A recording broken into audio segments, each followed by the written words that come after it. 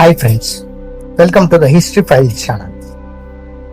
ఈరోజు మనం మాట్లాడబోయేది ఒక అద్భుతమైన, రహస్యమైన మరియు కొంచెం వివాదాస్పదమైన టాపిక్ గురించి. అదే హార్ప్ ప్రాజెక్ట్. నిజంగా వాతావరణాన్ని మార్చగలిగే టెక్నాలజీ ఉందా?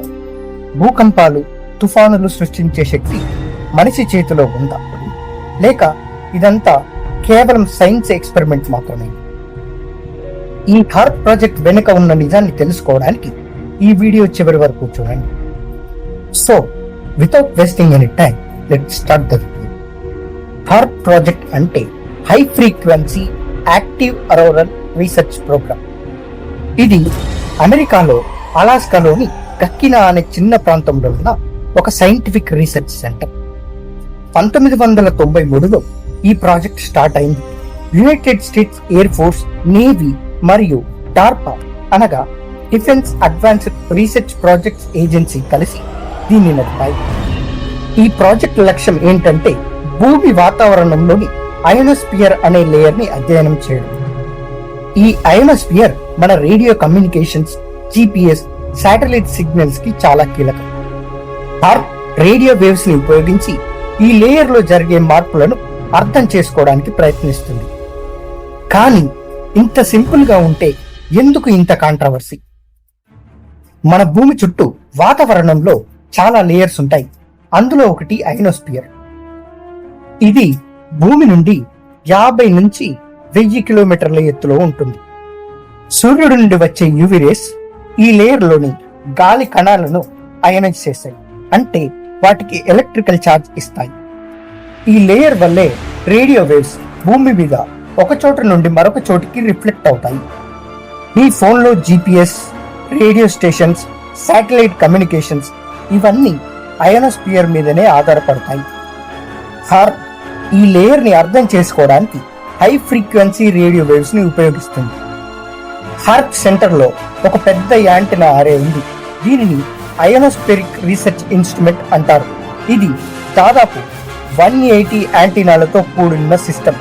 ఇవన్నీ కలిసి హై ఫ్రీక్వెన్సీ రేడియో వేవ్స్ ని అయోనోస్పియర్ కి పంపిస్తాయి. ఈ వేవ్స్ అయోనోస్పియర్ లోని ఎలక్ట్రాన్లను కదిలిస్తాయి. దాంతో చిన్న ఎలక్ట్రోమాగ్నెటిక్ మార్పులు జరుగుతాయి.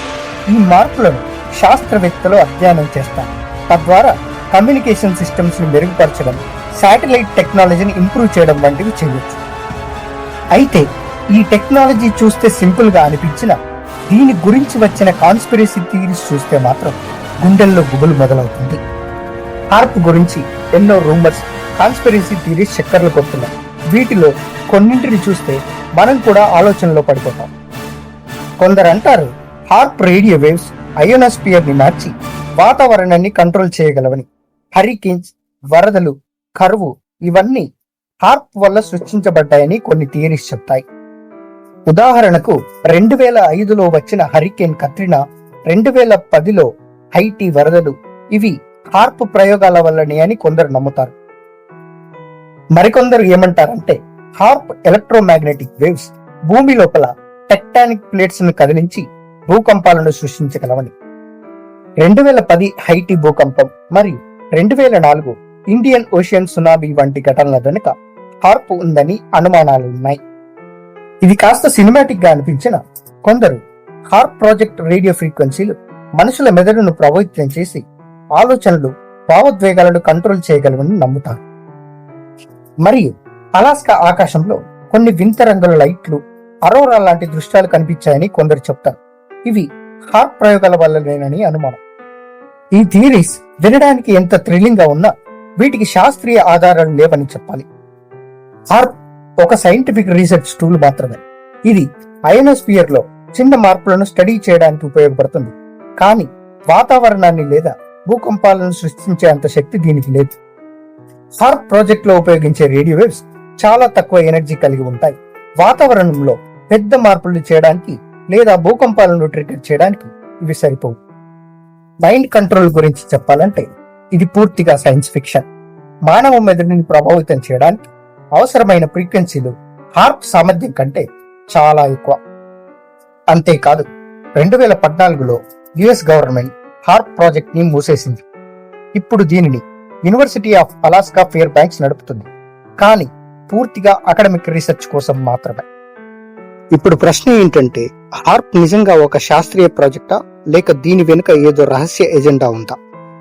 శాస్త్రవేత్తలు చెప్పేది నిజమైతే ఇది కేవలం కమ్యూనికేషన్ టెక్నాలజీ మెరుగుపరిచే ప్రయత్నం మాత్రమే.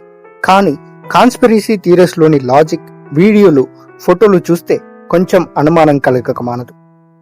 ఒక్క విషయం అయితే క్లియర్, ప్రస్తుతం హార్ప్ శక్తి, స్కేల్, వాతావరణాన్ని లేదా భూకంపాలను కంట్రోల్ చేసే స్థాయిలో లేదని శాస్త్రీయ ఆధారాలు చెప్తున్నాయి. కానీ టెక్నాలజీ భవిష్యత్తులో ఎలా డెవలప్ అవుతుందో ఎవరికి తెలుసు? మీరే చెప్పండి. హార్ప్ ప్రాజెక్ట్ ఒక సైన్స్ మిరాకిల్లా లేక ఒక రహస్య ఆయుధమా? మీ అభిప్రాయం ఏంటో కామెంట్స్ లో చెప్పండి. ఇలాంటి రహస్యమైన ఆసక్తికరమైన కథలు మీకు నచ్చితే హిస్టరీ ఫైల్ ఛానల్స్ ని ఇప్పుడే సబ్స్క్రైబ్ చేయండి. ఈ వీడియో మీకు నచ్చితే లైక్ చేయడం మర్చిపోకండి. మరో ఇంట్రెస్టింగ్ టాపిక్ తో మళ్ళీ కలుద్దాం. జై హింద్.